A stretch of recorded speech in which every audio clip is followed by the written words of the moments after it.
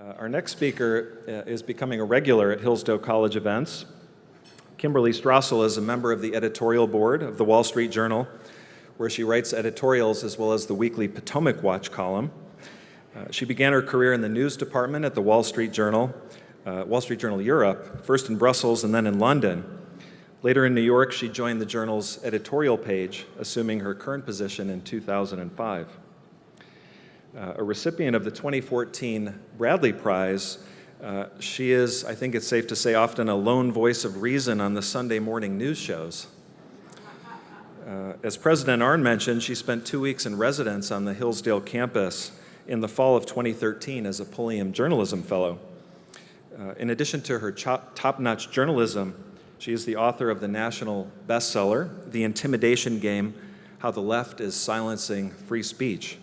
She gave a talk on that subject last year at the college's Kirby Center, which we were pleased to publish in Imprimis. She's been writing a lot lately about the subject of her talk tonight, the need to drain the swamp in Washington, D.C., that is, not here in Florida. All I can say to that is keep it up. We're delighted she is able to be with us once again. Please welcome Kimberly Strassel.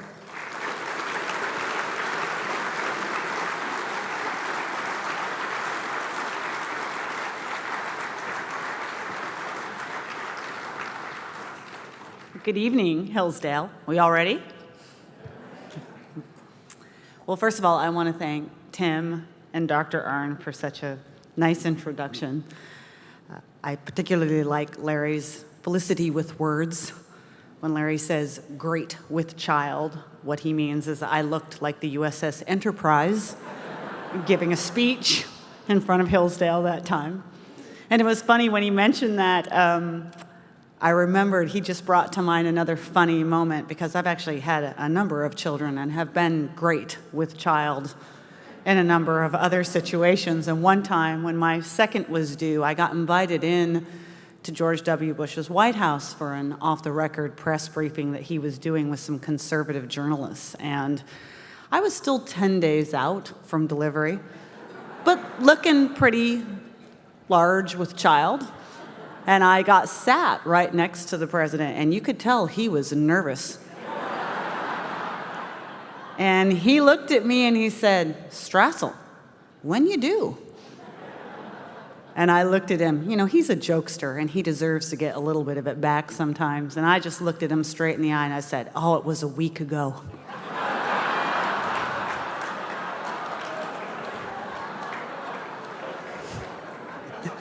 And he asked if the White House doctor was in residence. But even better was that Charles Krauthammer was there, and he looked across the table and said, "Don't worry, I'm a doctor."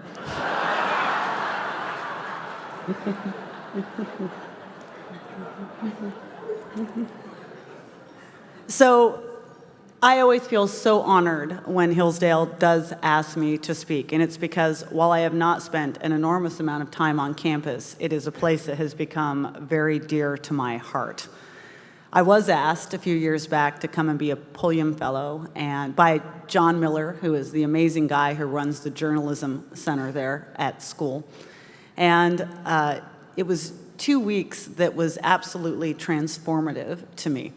Because prior to that moment, I could never understand why anyone on God's earth would ever choose to educate children. I have 3 of my own. I spend most of my time trying to hide from them. I don't know why you would do it. But being there, seeing the institution, seeing the quality of the staff, seeing the extraordinary level of the curriculum, and most of all, seeing the students, it was awe-inspiring to me. And within a week, I had totally thrown John Miller under the bus. I was sidling up to Larry, telling him why he needed to fire his current journalism director and keep me there. Luckily, Larry, with all of his writing about Churchill and World War II, he's very wise to the dark arts of saboteurs, so Hillsdale was saved from that. But this is a way of saying that all of you who either work for the school or support the school, you are doing God's work, training the next generation, and I applaud all of you.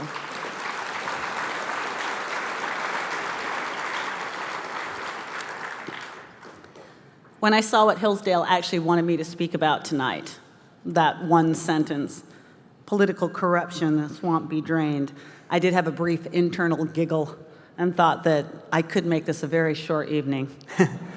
Come up here with the one-word answer that everyone is expecting and then head straight to cocktails. But one of the problems, of course, with being a conservative is that you are a born optimist and that it is our job to solve problems. And so the answer is yes, the swamp can be drained. But I think what everyone needs to understand is that this is not something that's going to be a small or inconsequential endeavor. It's going to take a long time. And to do it, we first have to define what we mean by the swamp and what we mean by corruption. Because I think one of the problems that we have these days is that the definition of that has been defined by two extremes. On one side, we have a group of people that still have a dictionary definition of public corruption. And when we think of it in that terms, we tend to think of fraud, usually perpetrated for some sort of self-benefit, either for power or for money. And while I wouldn't say that those things don't happen anymore these days, they're pretty rare, only in that we've actually come up with a lot of laws, anti-bribery laws, and campaign finance laws, transparency laws that are designed to guard against such obvious things like the Teapot Dome scandal or Tammany Hall, or even some of the excesses of the Nixon administration. That is, unless your name is Hillary Clinton, but that's an entirely different speech. And then on the other end, we tend to have people, mostly commentators, whose definition of corruption is anything that they don't like in politics whatsoever, which, of course, isn't really the way the world really works. There are going to be things in politics that none of us like. And so that's not really a fair definition of corruption either. But I think we do need to talk about it because what we're seeing in D.C. is a new type of everyday and pernicious corruption. And it comes, in my mind, from, as many things do, the new partisan environment that we live in D.C., in which all that matters to people is that they win. And so all of the norms, all of the rules, all the regulations, all of the things that you think ought to have applied to you, they don't think apply to them anymore. All that matters is coming out on top. And that's the kind of corruption that now pervades Washington on a regular basis. It's what I call regular corruption. And nowhere did this corruption flourish more than in the past administration, which infused the federal government with a whole new level of partisanship, and moreover, managed to make a whole tens of thousands of career bureaucrats who we know from polls that we've done and surveys we've done tend to share the ideological inclinations of the past administration, brought them along with it. And we did have a new level of everyday corruption. So let's go through what actually counts as that. In my mind, one of the most common forms of corruption we have seen, especially over the past 8 years, is blatant regulatory excess. And I'm not talking here about rules with which we disagree. The executive branch is charged with significant powers of interpreting laws, coming up with regulations, many of which people on the conservative side or the liberal side might not always support. But if they're done within the general outlines of the law, it's something you live with. It's a consequence of an election. What I'm talking about here are rules that the people who put out outright knew contravened federal law, outright had admitted that they did not have the power to put together, and nonetheless went ahead forward with it. To me, in my mind, knowingly breaking the law is a form of corruption. When Barack Obama ran for the presidency in 2008, he put out a list of the top things he wanted to accomplish legislatively, and on those lists was a carbon cap and trade program. And he acknowledged that to do this, he would need to put it through Congress. And they tried. In 2009, Democrats Henry Waxman and Ed Markey actually passed a bill through the House that would have done that. It never made it through the Senate, and it never had a chance of making it through the Senate. I wrote about carbon policy for a long time. There were never more than maybe 40 or 42 votes to ever get something like this through the Senate. And yet, rather than admit defeat, the president turned to his EPA and instructed them to create the exact same program that he was trying to put through legislatively. They knew that they didn't have the authority to do so. And by the way, to show how little authority they did do to have that, it wasn't within a few months of it being passed that the courts had already halted it, and ultimately the Supreme Court put a stop on it. The Supreme Court was actually pretty busy during the Obama administration. It overruled him on major portions of Obamacare. It overruled him on key portions of his immigration policy. It overruled him on search and seizure rules, on the First Amendment, on public corruption cases. Some of you may know the Cato Institute's Ilya Shapiro. He's a scholar there.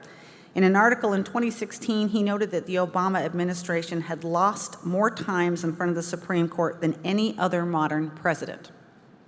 By 2016, he had a collective win rate in front of the Supreme Court of 45%. Now, some of you might think, well, you win one, you lose one. But that's the standard we hold for personal injury lawyers, okay? The President of the United States, we hold them to a higher level. It is, after all, their duty. They put their hand up and promise to faithfully execute the office of the presidency, which includes faithfully executing our laws. Ronald Reagan's win rate was 75%. George H.W. Bush's was 70%. George W. Bush's was 60%. And by the way, that was only because he was stuck by tradition, having to defend some of the things that the Clinton administration had stuck him with at the end of their term, which, by the way, their final term was a win rate of 35% in front of the Supreme Court. Now, at least some of the things that the Supreme Court were overruling weren't just regulatory actions. They're the other form of corruption, another form of corruption in Washington that we all have to be on guard against, which is, of course, executive orders. And again, the White House has vast discretion to put these out. And as long as they are within the general contours of the law, they should stand. But what I'm talking about here, again, are executive orders that obviously, blatantly cut across established law. Right now, this country is having a debate, Washington did over the last few weeks, over the status of Dreamers. This came about because the President Obama decided to put forward his DACA program, which suspended the law for this entire category of people, 1.8 million people at least. He had already come out at least 2 occasions and said that he didn't have the authority to do this, that he needed Congress to move in order to make it happen. And yet, nonetheless, when Congress didn't move, he issued an executive order. And that's just the beginning of some of the executive orders. Here's one of my favorite ones. And again, it gives you a sense of what we're talking about in terms of corruption at the highest levels. In January 2012, the Senate was taking a 3-day break between sessions. They were not in recess.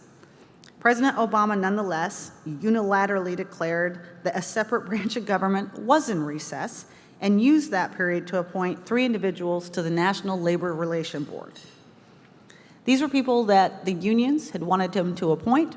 They had been his biggest supporters during the campaign. And in keeping, as I said, with the win-at-any-cost mentality, he decided that he would intervene on a separate branch of government and declare when they were in and out of recess. He was sued, ultimately, and in 2014, the Supreme Court, on a 9-0 decision called Noel Canning, unanimously, by the way, he lost even his own Supreme Court appointees, overruled him in a scathing decision, the essence of which was essentially, you knew better than to do this. What are you thinking? And I think that's the point. It's one thing for scholars, for academics, to have a debate about fuzzy points of the law. It's an entirely different thing for an administration to adopt the mindset that you're going to put forward executive orders that you know are illegal, and then wait for the Supreme Court to police you. Because that was one of the great innovations of the Obama administration, is that they understood that you could go ahead and do these things and it would take a long time for anyone to catch up with you. There's no immediate remedy when a president issues an executive order that's patently illegal, when his administration issues regulations that are patently illegal. You have to wait for the courts to catch up. And by the way, even when they do catch up, you've already accomplished your goal. And I think that's a really good example, the one I just told you about the National Labor Relations Board. It was 3 years later when the Supreme Court finally ruled, again unanimously, that the president had incontrovertibly and unconstitutionally appointed people to an agency.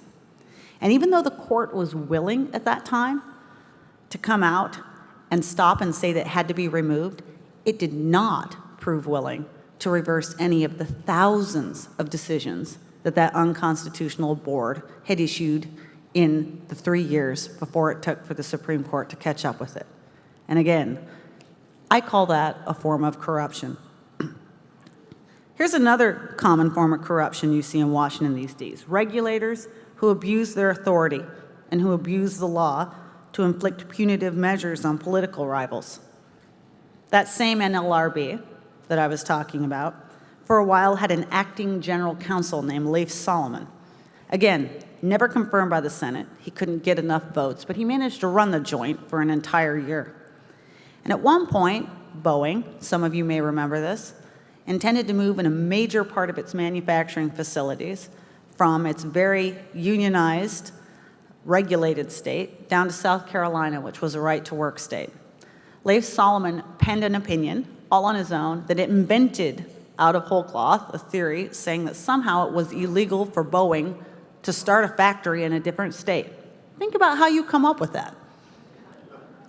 But he managed to do it. I remember Don McGahn. Some of you may recognize the name. He's currently the general counsel to the Trump administration, telling me about his own time as a federal election commissioner. And he said he watched this year after year. He watched the career staff there, whose job it is to make the first evaluation on any complaints that came in about political campaigning, and then decide whether or not to move those complaints on to the commissioner. Sit for months and develop novel legal theories about how they could bring down Republican groups, even though Democratic groups who've been accused of the same thing were let off. These are the kind of disparity in the way law is applied in Washington that happen routinely. We have a Justice Department, speaking of corruption, that became ace at actually going after other politicians on public corruption charges. The prosecutors who brought suit against former Alaska Senator Ted Stevens, and by the way, a suit that cost him his 2008 election and handed Democrats a filibuster-proof majority that they then used to pass Obamacare and other things like the stimulus. They were found later to have engaged in, quote, reckless professional misconduct for actions that included withholding exculpatory evidence from the defense. The Supreme Court recently overturned the Justice Department's conviction against former Virginia Governor Bob McDonnell, noting that if the Justice Department had been allowed to get away with the standard that it used to convict him of corruption, that pretty much every politician in the United States would be subject to such charges. A U.S. District Court judge, and this is one of my favorite, I've got to love this, 2 years ago ordered more than 1,000 attorneys, and I'm not making that up, 1,000 in the Justice Department's Civil Division to undergo remedial ethics training. And it came after members of that division were found to have deliberately misled the judge about the president's policies. Deliberately. That isn't a mistake, it's corruption. And of course, we have the Irs Targeting Scandal, in which career officials, at the prodding of Democrats and the President of the United States, targeted and attacked hundreds of conservative nonprofit groups representing tens of thousands of Americans. They sent them harassing letters. They frightened them into thinking that they could be sent to jail. They refused to grant them their constitutional right to operate and speak, not just in the 2010 midterm elections, but in the 2012 presidential elections.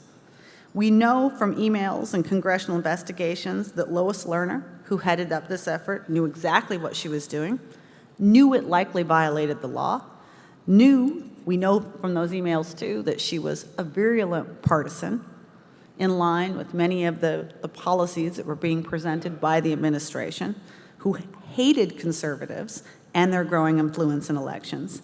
And she knew, too, that she had to hide all of this from the public.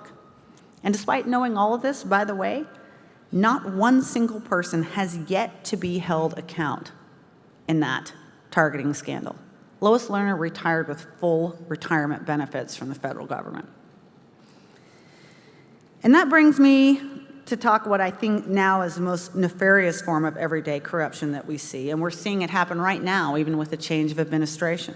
And that is the nonstop effort to shield government officials from any accountability and to enable and continue to enable all the behavior that I just described. You go back and look through the past 8 years, we had a fast and furious gun-walking scandal that by most estimates has cost hundreds of Mexicans their lives, potentially at least one American border agent. It took years to get to the bottom of it because the Department of Justice refused to hand over its documents.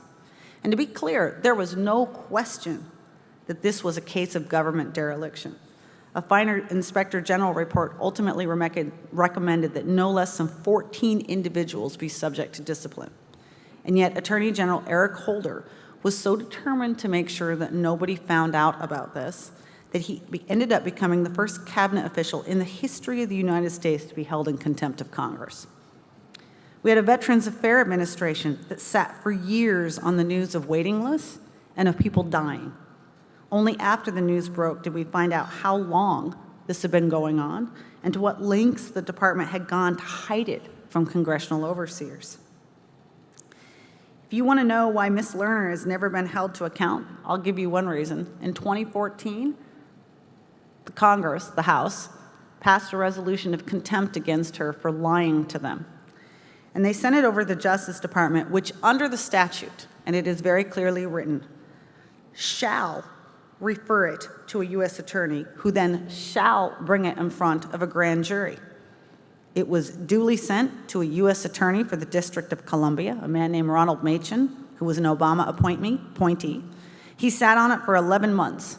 And on the day he resigned, he sent a letter to Speaker John Boehner saying that he was refusing to take any action. The exact same thing happened when the House sent their contempt resolution to the Justice Department against Eric Holder. No action was ever taken. We have a former Secretary of State who set up a private server, and she knew it was against the rules in order to shield any of her communications while she was in office from the public. And she then deleted all of those communications and told us to just trust her that she had retained all that mattered. We know the inner drive to keep secret the way she had intersected her foundation work with her government work. She allowed classified information to flow over those unsecure lines. And yet we also know from recent text messages that have come out that the investigation in her was absolutely politically tainted. We have FBI agents pointing out to each other that the FBI ought to be careful not to put too many people on her case because they wouldn't want to offend the future president of the United States of America. And of course, we have the most worrying situation of all, which is an FBI department that looks to have been used as a pawn for a political campaign. This is an FBI that for months defied congressional subpoenas in order to keep quiet any of the information into its probe. The House Intelligence Committee sent it a subpoena, a duly sworn subpoena, all the way back in August. It was January before it responded to it, and only then because both House Intelligence Committee Devin Nunes and Speaker Paul Ryan had said that FBI Director Christopher Wray and Deputy Attorney General Rod Rosenstein would be held in personal contempt if they didn't finally hand over the goods. Everyone should understand what's happened here. The media, Democrats have done a very good job of muddying the waters on this issue. But what we have here is very, very clear. We had one presidential campaign gin up opposition research, which was funneled to the FBI and then used as an excuse and a justification to spy on a rival presidential campaign. And if you don't think that is as scary as it gets in terms of law enforcement and misuse of power, it is. And there is no wonder that they didn't want all of this to come out. What we have learned since it did come out is that not only that we had a campaign's opposition research as the basis for a FISA warrant, there was a Justice Department employee whose wife was working for that opposition research firm. The main source behind the opposition research document was a former spy who has now been accused of lying to the FBI.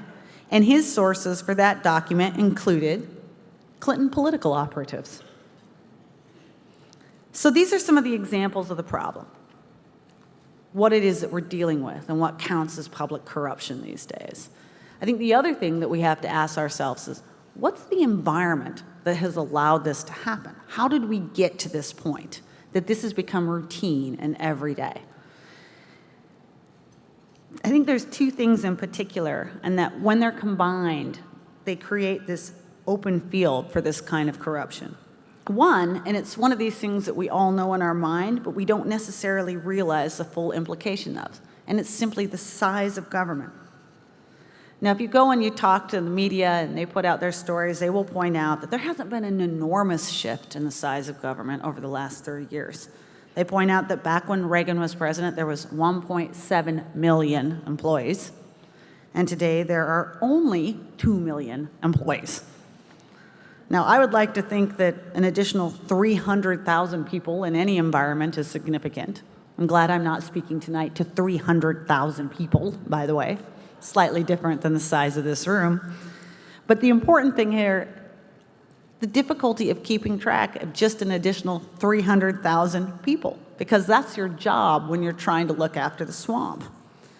And to give you an idea of what these 300,000 people can get up to, this is one of my favorite stories of all time from government over the past 8 years. In 2012, the Department of Justice announced a plea agreement with a guy named John Beale. Anybody remember this name? See, I think that's significant that nobody even remembers this because it's so common and happens so often.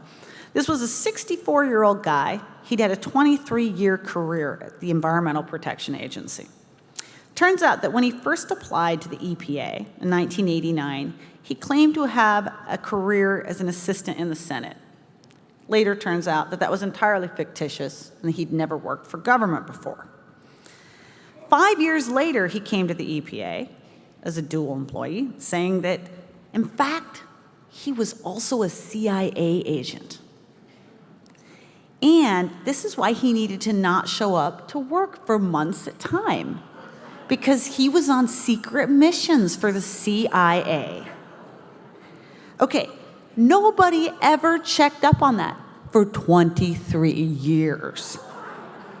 Okay? Well, it was 13 years. Between 2000 and 2013, Beale was absent from work for a total of 2.5 years on secret Langley missions. Okay? He spent $60,000 on undercover trips that turned out to be visits to his relatives in Los Angeles. He spent another $18,000 to get a handicap spot in Washington for the illness he claimed he contracted while he was serving in Vietnam. Of course, he had no illness, and he'd never served in Vietnam. Here's my favorite part. In May of 2011, Beale said he was retiring, and the entire department held a big goodbye party for him. And then nobody noticed that he was still on the payroll for the next 18 months while he did not show up for work. Okay, these are some of the 300,000 extra additional people you have to keep track of in Washington. By the way, he was one of the most highly paid people at the EPA because he'd worked there for so long and done such good work not showing up for 2.5 years on his spy missions that nobody noticed. And nobody noticed when he was gone. So there's a lot of people to keep track of and a lot of ability for them to do mischief.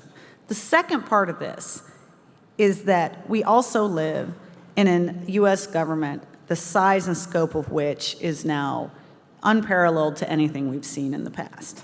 I think it's fair to say that we today live in what is increasingly an administrative state.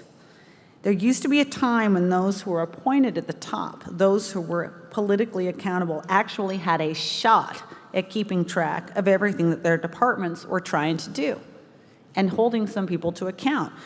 But in a day when the EPA is trying to regulate every lawnmower for its carbon emissions and regulate every puddle in the country, and when the IRS is responsible for administering 80,000 pages of federal tax code, and when the Health and Human Services Department is running health care for practically everyone in the country, the bureaucrats are going to be in charge. It's impossible for you to have any oversight.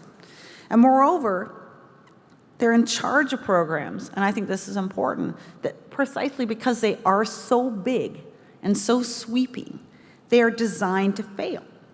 They cannot possibly succeed. You cannot have a Veterans Affairs Administration that with government-run health care can be expected to take care of the number of veterans that they have promised to take care of and do it well. And so, of course, there are going to be waiting lists. And of course, because we live in a country that does not accept such things, you're going to have bureaucrats that are lying and cheating and trying to cover it up. So in a way, we've also allowed government to grow to such a size that we're almost guaranteeing these kind of scandals come down the pike. So you take these two things, 2 million federal employees with sweeping discretion over what they can do, and limitless programs that are beyond the size of anything we've ever done, which are beyond accountability by those in charge. And then you add to this what I mentioned at the beginning, this partisan approach, this win at every cost. And you put that attitude at the top of these federal bureaucracies, and you let it filter down through the administration. And of course, you're going to get all the corruption just listed, because they take their cue from the top. If Hillary Clinton can set up her own email server, why can't every federal employee talk off the grid? And by the way, they do. I have written more about government scandals than I care to admit, and one of the central features of every single one is a number of government employees that were hiding their communication from FOIA requests and from transparency, which, by the way, ought to be your first sign that something's going on, because if you're not willing to do what you do in the open, it's probably because you're doing something wrong. We still don't know, by the way, to this day, everything that Lois Lerner did at the IRS, and you want to know why? Because we know from her email records that she went out of her way to conduct almost all of her internal conversations on a special IRS instant messaging system that she went and found out and made sure was not tracked by the federal government.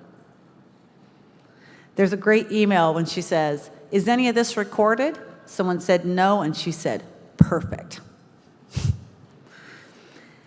Again, if the EPA is going to concoct an entire carbon regulation program outside of legislation, why shouldn't every bureaucrat go beyond what's allowed by law?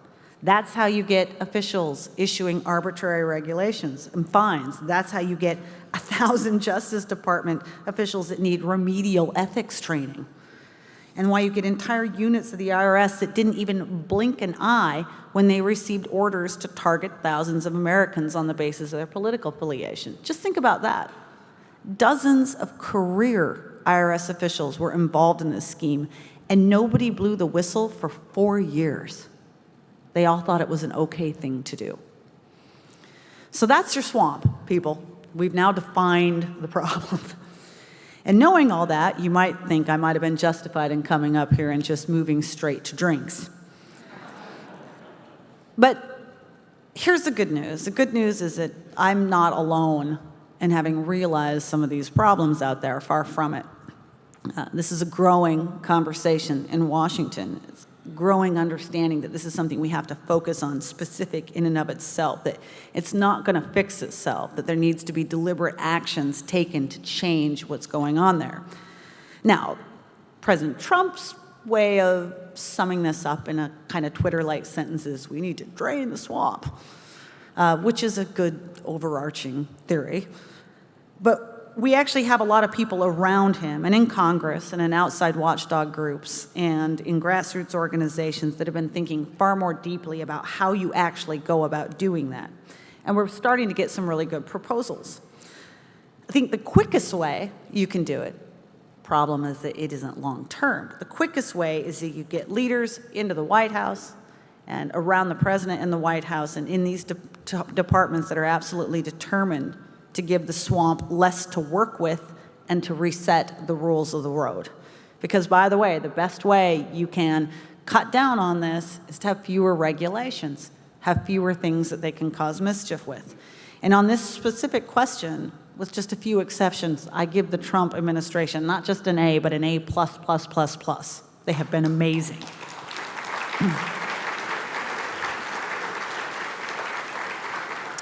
We are currently witnessing the greatest era of deregulation ever. Okay, and I don't make that comparison to Reagan or anyone else, it's ever.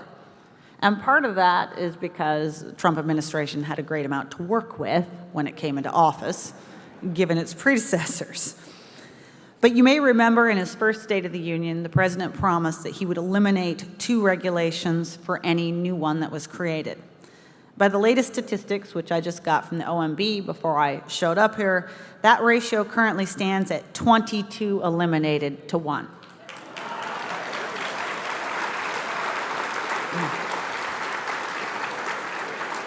They have already got rid of 68 major regulations, which is no small feat, and they have a list of 450 that are on the block in the coming year.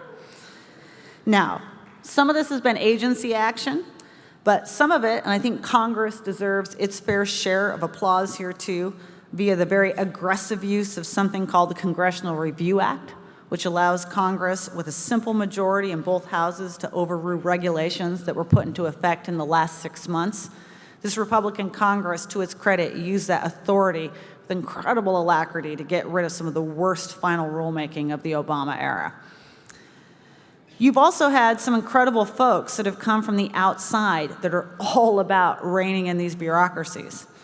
Just last week, I wrote a piece about Mick Mulvaney at the Office of Management and Budget, who is a rock star. He's a rock star. He is in a fight at the moment, and this may seem like a little thing, but it's actually enormous. He's in a fight right now with the Treasury Department to require the IRS for the first time in 40 years to submit its rulemaking to White House review. It has never had to do that before.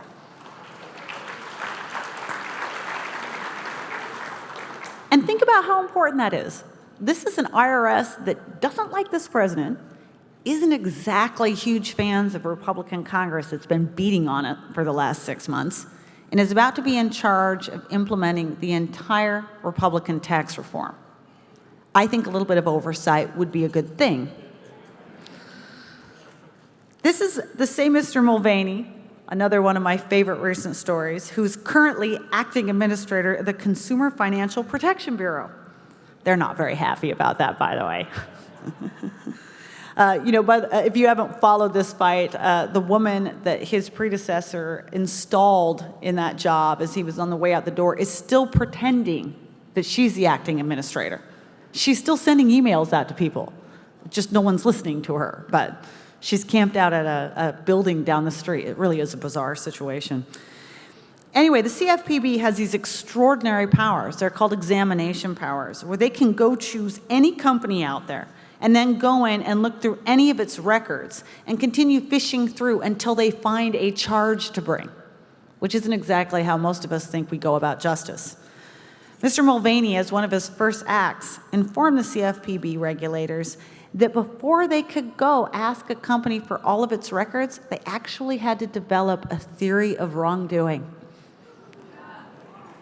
This is considered revolutionary in modern Washington. You've got Scott Pruitt at the EPA. He's redirecting his employees to go to the top and most basic obligation of the EPA, to clean up Superfund sites. The Environmental Protection Agency might actually start devoting its resources to cleaning up the 1,300 Superfund sites across the country, significant numbers of which have been on the list for 30 years. But they all got put to the side because it was much more important to come up with a carbon agenda. I recently had a great conversation with Interior Secretary Ryan Zinke, who told me that when he showed up, he found out it had become a routine at the Interior Department under his predecessors to demand enormous mitigation fees every time a company applied for a basic permit. So you want a basic drilling permit. It's allowed under federal law and regulation.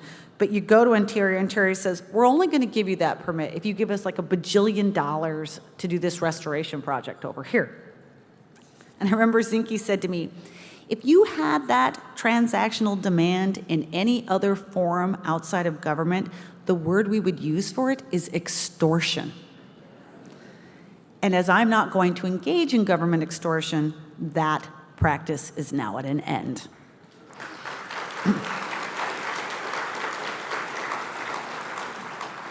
So all this is encouraging, but of course the problem is that it's administration specific. You can reduce these rules, you can set these new guidelines, but the minute a new administration comes in, they can reverse it. So of course, the most long-lasting thing we can do to change all this is the hardest, and that's permanently reducing the size and scope of government legislatively. Smaller the swamp, the fewer the scandals. I can remember very well a congressman calling me up in the wake of the IRS scandal and asking me, running by all these potential rules and regulations. He said, do you think any of this will help? And I said, do you really want to fix this? Come up with a flat tax. Because when you have 80,000 IRS employees and they have 74,000 pages of a federal tax code that they have discretion over, you are going to have a repeat of this at some point. Take away their discretion to do it, take away the size of government, and you take away a lot of the swamp. The recent tax reform is a good step in that direction. Dramatically simplifies the codes, reduces the subsidies, gets rid of the deductions. That are all the things that allow the IRS to call up those audits.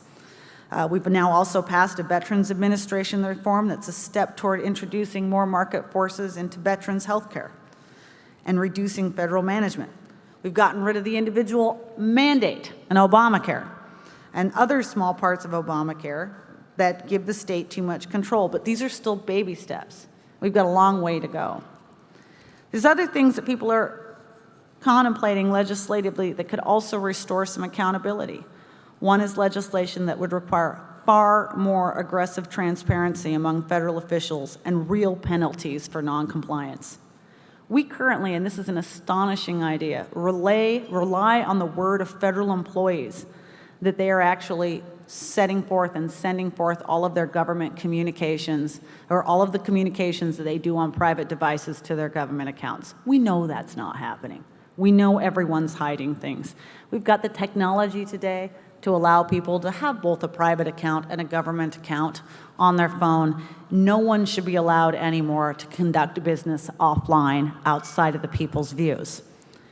There's also ideas to move certain bureaucratic decision-making back under the control of accountable officials. Why on earth was the IRS ever in charge of deciding what was politically acceptable among nonprofit groups? We have a body called the Federal Election Commission that was specifically set up to do that. It's got 3 Republicans, 3 Democrats. It takes 4 votes to move on it. And we did that specifically to make sure that there was no political mischief. We don't want the IRS or the Securities and Exchange Commission, the Federal Communications Commission telling companies, nonprofits, or broadcasters what they're allowed to do politically. We need to make sure that people who are accountable are taking there again. But to me, the most exciting part of the swamp draining project that's going on is something that has gotten almost no attention, but I think in the long term is going to be the most important. If you go out right now, there's been a lot of attention the White House has got for its judicial picks, and they deserve it because these are very good picks. But when you look, all of these picks have 2 things in common. It hasn't got much attention. One is that they rock star jurists, but the other is that they are, every single one of them, experts in administrative law. Because there's been an entire generation of judges that have come up and they have understood the threat from overregulation, from the abuse of executive orders, all the things that I have mentioned. So when you look at Neil Gorsuch in the Supreme Court, Steve Gratz on the 8th Circuit, Don Willett on the 5th Circuit, this is the most notable aspect of them. Judge Gorsuch, one of the most remarkable things about all of his jurisprudence over all of his years was his outright opposition to what's known as Chevron deference. And I know a lot of you out there know what that means. But Chevron's a 1984 Supreme Court decision, and it holds that judges must defer to agency interpretations of federal law in any case where the law seems ambiguous. This is why we have the administrative state that we have today. Judge Gorsuch has ruled again and again that this is an abdication of judicial duty, and he is right. And I think what you're going to begin seeing is in a judiciary that is not going to take a lot of the nonsense that's coming out of the swamp anymore.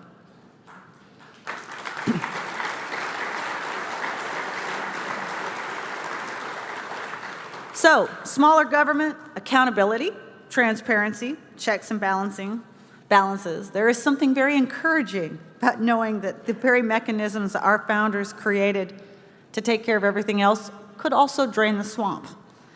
Our task is to call out the corruption as we see it, label it correctly, and to think more creatively about how we apply those fixes to make sure we get rid of it in the end. Thank you so much for your patience tonight, and I'm happy to have questions.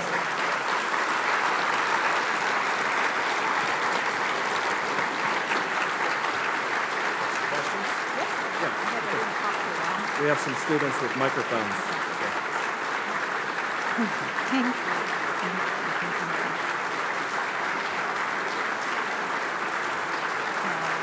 That's very kind.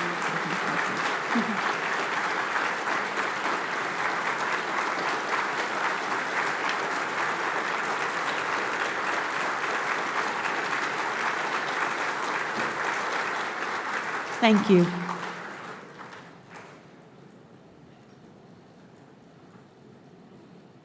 In case you're thinking that I'm a really nice person, by the way, I went out on my deck last night and took a picture of the water tubes and sent it to my kids and said, "Ha, you're not here."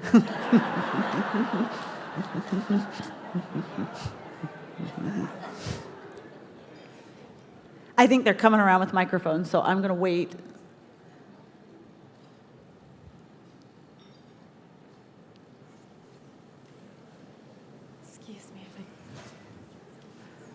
Tim, am I meant to call on people, or are they just going to go?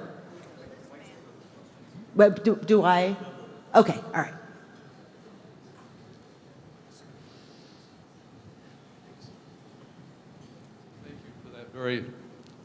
Thank you for that very informative, encouraging information. You're speaking of basically securing America, and there's one issue that you didn't touch on, criminal Sharia. That is seditious. That's something that you must talk about. The people in this country do not know about it. We have a group that is trying to inform the public and train our law enforcement people about that issue because, as you know, Mueller purged all the information about the Muslim and Sharia investigations that have been going on. Thank you. Yeah, there has been a lot of talk about this, especially in wake of the shooting here in Florida, a very tragic shooting here in Florida. But as we all know, Christopher Wray came out and admitted that the FBI failed to pass on tips. And this isn't just the first time the FBI has failed to do that. There's been other situations, not just in terms of mentally ill shooters, but terrorist attacks where the FBI looks to have dropped the ball. They were alerted to people, the Tsarnaev brothers, for instance, up in Boston, and did not act on it. And I think there are growing questions about whether or not there is a political correctness these days that is influencing the Bureau and somehow undermining its ability to do its job. So that is something that definitely matters.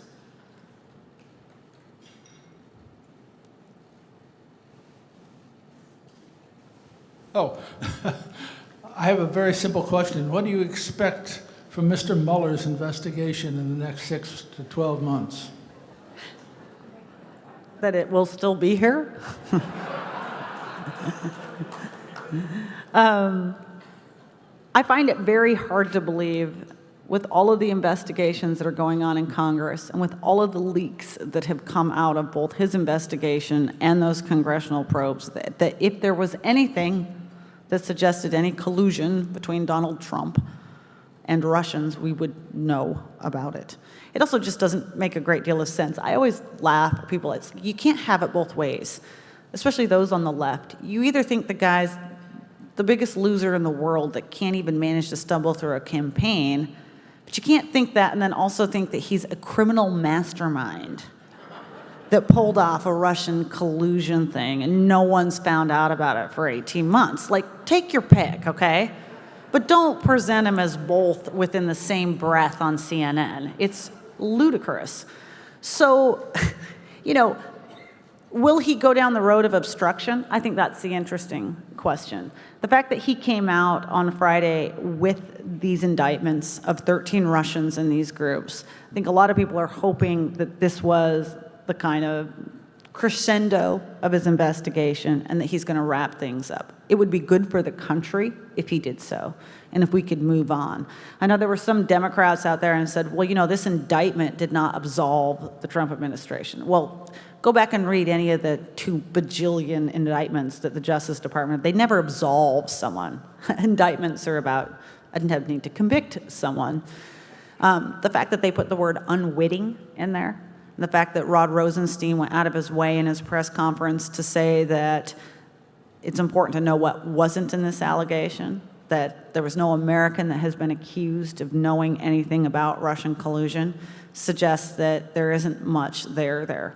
So we can hope that in the coming months he closes it up, because we just don't have, I think, any evidence that the basis of this probe was, I mean, look, in fairness, he was given order to look into Russian interference in the election. He's now come out with indictments laying out the scheme and how that happened.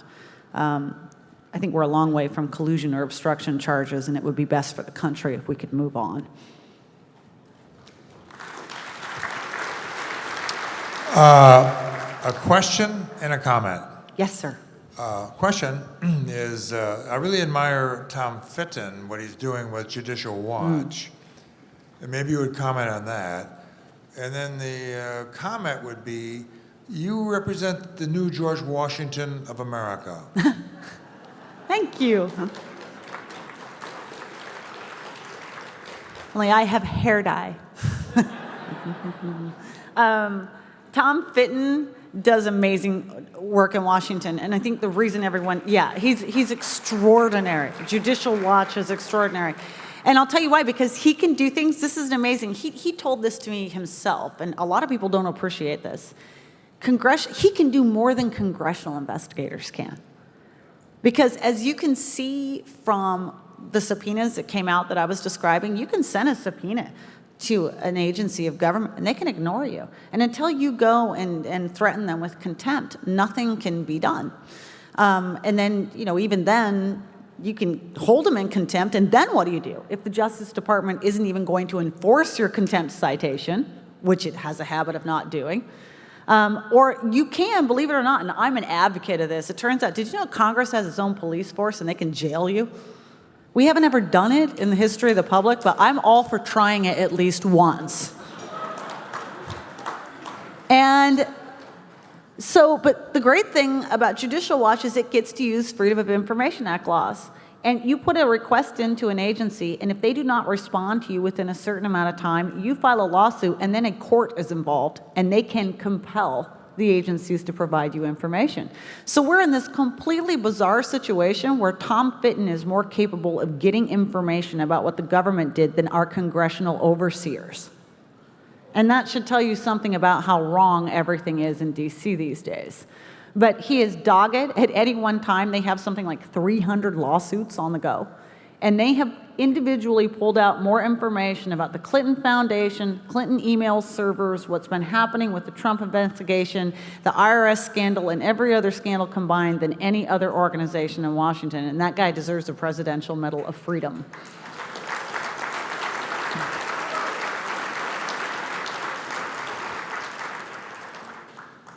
This will be our last question. Good evening. One of the first things President Reagan did during his first term in office was to appoint J. Peter Grace, who organized the Grace Commission. In the last book he wrote before he died, he said, had Congress implemented all 2,000 plus recommendations, we could have saved $450 billion over a 5-year period. My question is, isn't that the fastest way to drain the swamp?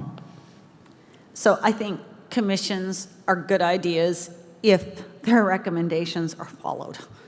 And that's one of the problems. Look, the quickest way to drain the swamp would be for this Congress to pass President Trump's budget, which calls for 30 to 40% reductions in some of the worst agencies in Washington. But they lack the political will to do that.